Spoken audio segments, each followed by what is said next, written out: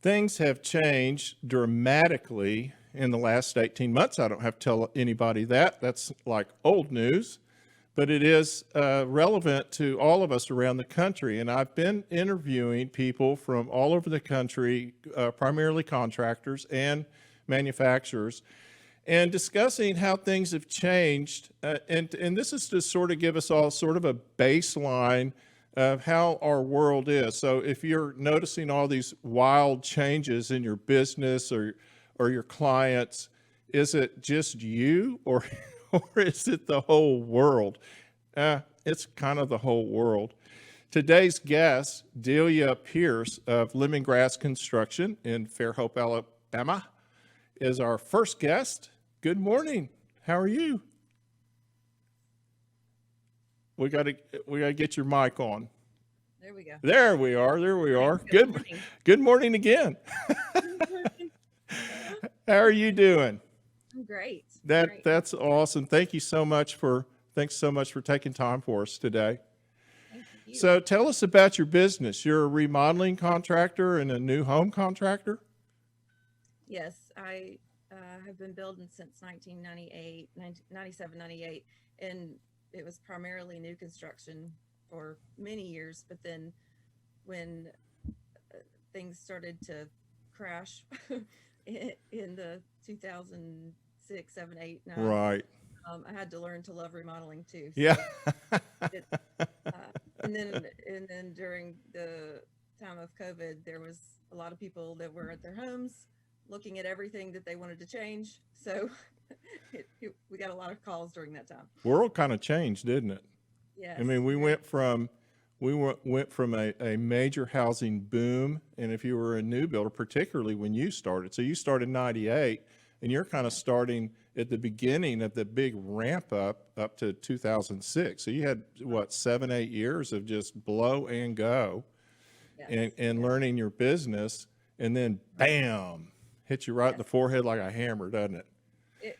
It was an interesting time, but I would not take the learning experience Yeah. away from anything. I just But learned a lot. as with lots of new home builders and particularly startups, you have to learn to be flexible. And builders often, almost always, end up in the remodeling market at some point when things slow down, because that's where the market takes you. Right. Yes. How was that adjustment for you? It really was. I mean, not hard. It's a different animal for sure. Yes. Yeah. There's a lot of there's moving parts in both processes, but undoing and redoing is different than starting from scratch. So it's really just getting kind of that system in place where you know the differences and you're prepared for the differences. There's also some contractors that subcontractors that will not do remodels or don't want to do remodels. Well, you have a completely different mindset when you go from a new home, where you're following instructions to having no instructions, essentially. Right. And Yeah. I always noticed, Amen. yeah, I couldn't take, and I've been remodeling for, technically 40 years. It's certainly 45. And I always noticed that like you said, certain vendors are just not geared up for the remodeling, the challenges of remodeling, and the sort of flexibility you have to have. A lot of people just want to look at the print and do what it says, and that's it. Yeah. And they don't like redoing. It's a No. totally different mindset. And as a contractor, that's a heck of an adjustment for you to have to make in your business. Mm-hmm. Yeah, I have said for years, if you can't be flexible, you should not be in this business, because that is very much something that we have to learn to do. Right. And if you look at it from the standpoint of what's better for the homeowner or what's better for, the end result and then future too, kind of helps, I guess, reduce the frustration of certain things changing, because then you can think about it, the big picture. So do you find a big difference between doing a custom build. I'm talking about in how you're dealing with homeowners. Mhm. If you're doing a custom build and you're doing a remodel, there are some real parallel things in dealing with the customer. And for me, as being a remodeler all my life, the customer is always, you know, right there in the forefront of everything that I do. So if things are going good with the client, things are going good on the project, but that isn't always the case. You know, there's so much stress and so much more in remodeling, but custom building has its own challenges. Mm-hmm. It does.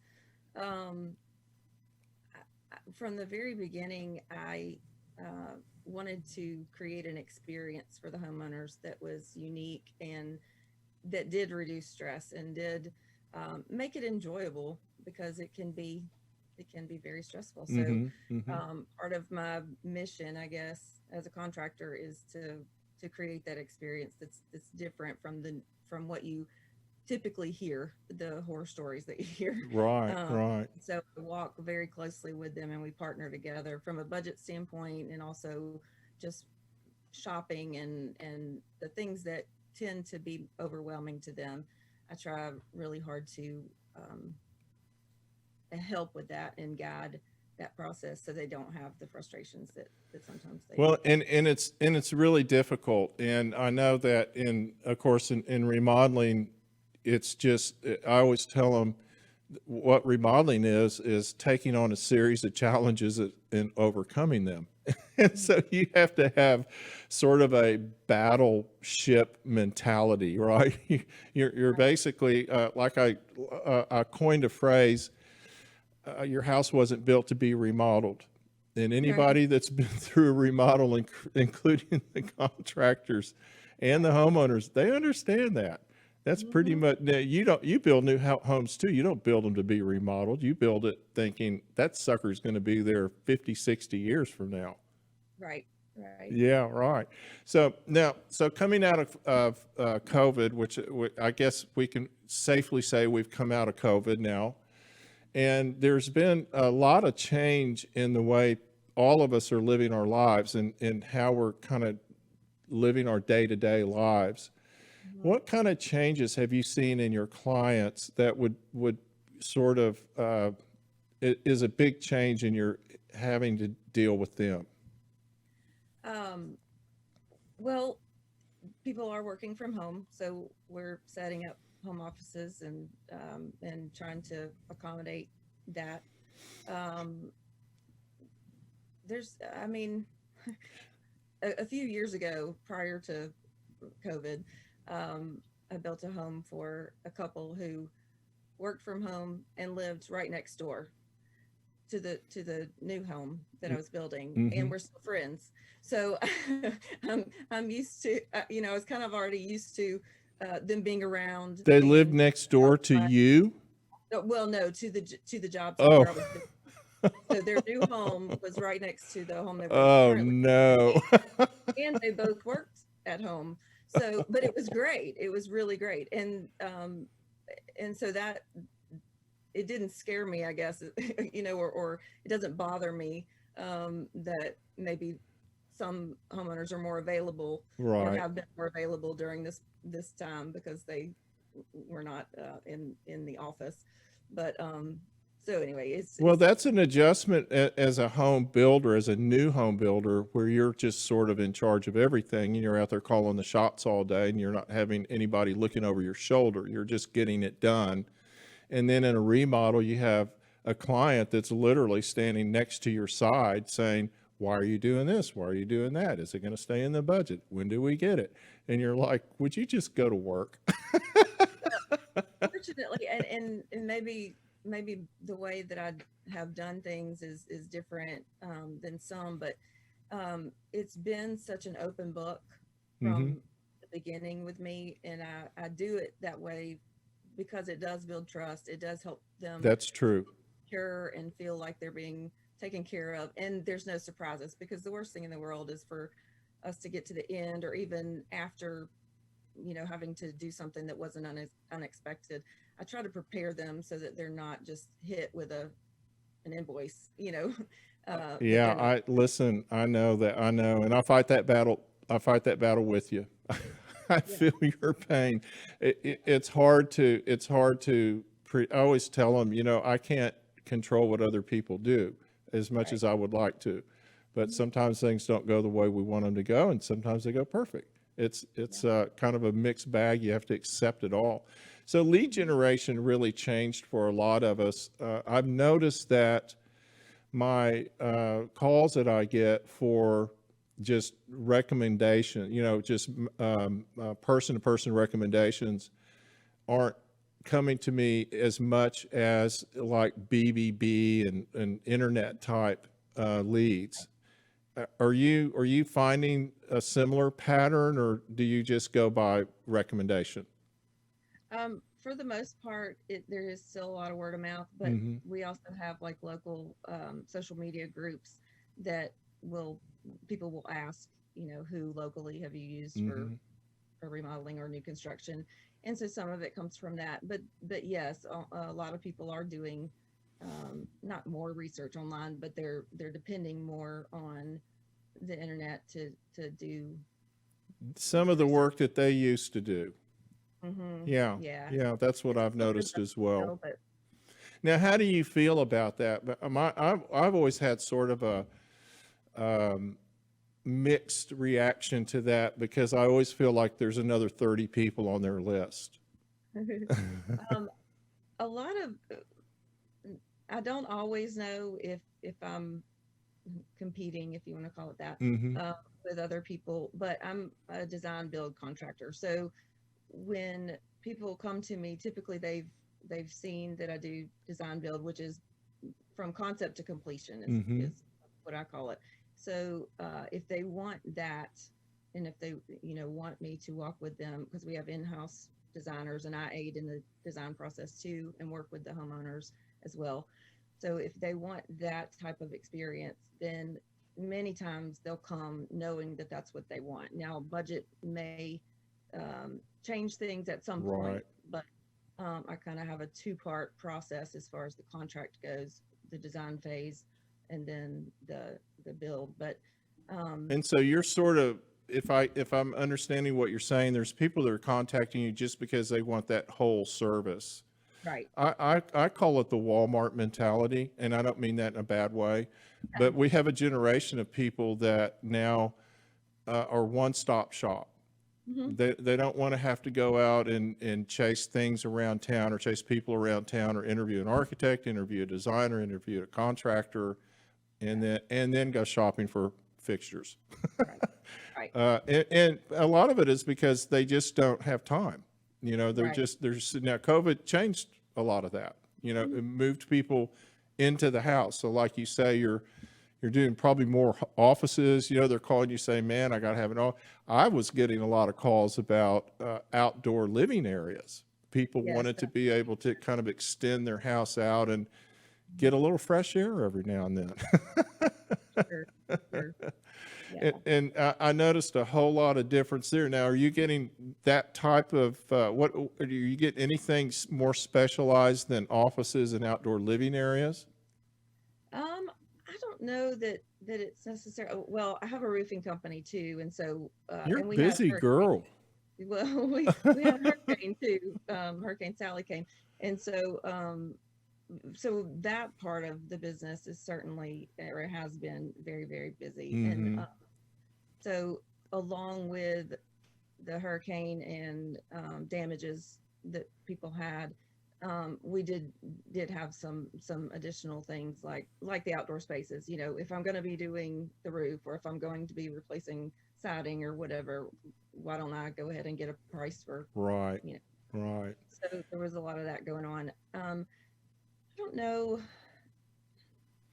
Well, I mean, one of the things that we've talked about a lot on this show in the last 18 months has been things like feng shui and Hmm. things people are doing inside their homes to make their home more comfortable, whatever that may be. It's not necessarily a type of building or a type of room, but it's more Right. subtle things that make them where You've got kids on the computer learning in one room, dad in one room doing his business, mom in a room doing her business.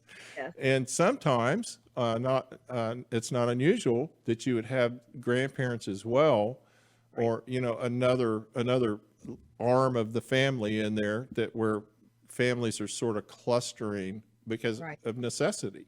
Right. And Right. And I have had some of that, and as far as you know, multiple or multifamily, multi-generational. yeah, Yeah. multi-generational. Um, but also, I just finished a house for a family. They have 5 children, and we did we did lockers, basically, a series of lockers in the mudroom. But we also did a desk area that had charging stations and Cool. USB outlets for each individual child, because, like you said, I mean, they're doing a lot from home, and then they have more technology, and just those types of changes that were already coming. But yeah, probably COVID made it Well, a it little. definitely pushed it to the forefront, where it used to be sort of a luxury item, or a kind of a, hey, while we're at, now it's like, okay, this is like top priority. Everybody's got to charge their laptop and their phone. Right. Yes.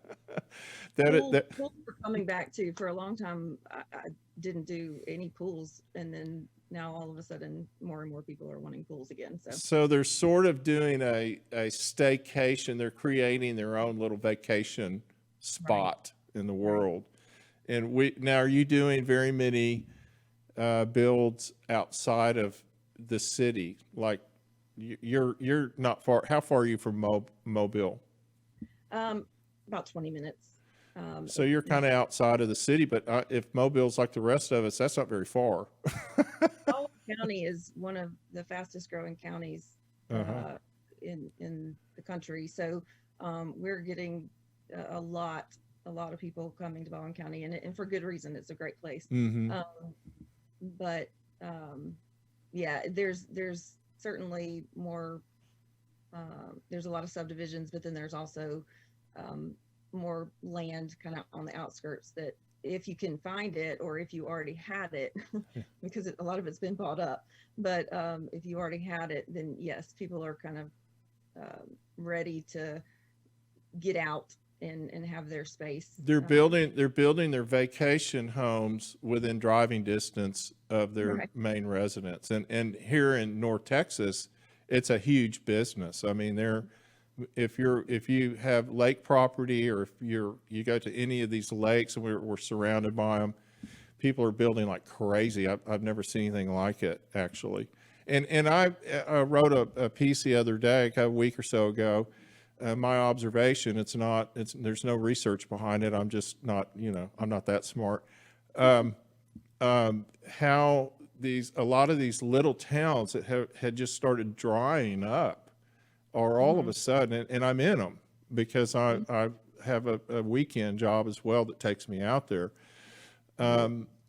They're actually, the people I'm meeting that are starting businesses, owning businesses, and moving out there are all people that are in their 30s, 40s, and they're young people. They're starting businesses, and it's actually reinvigorating a lot of these small towns. And I'm just so thrilled about it. I think it's wonderful. Yeah. We're staying Yeah. home.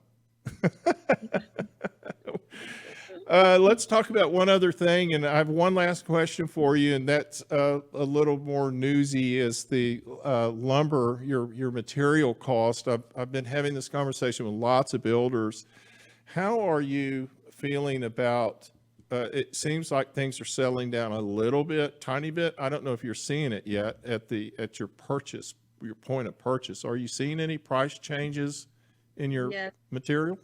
Yes. And my lumber salesmen are keeping us kind of up to date weekly, kind of letting us know what's going on. And the last email was, it's looking better, but availability is still an issue. So Uh, if you see it, get it. yeah.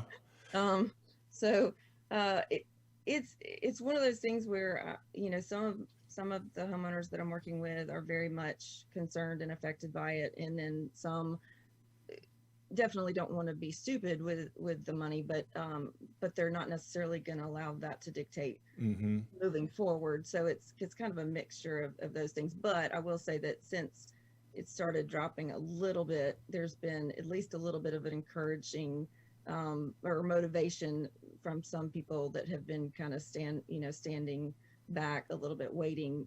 They're now coming forward saying, well, I'm seeing that it's dropping, maybe we should go ahead.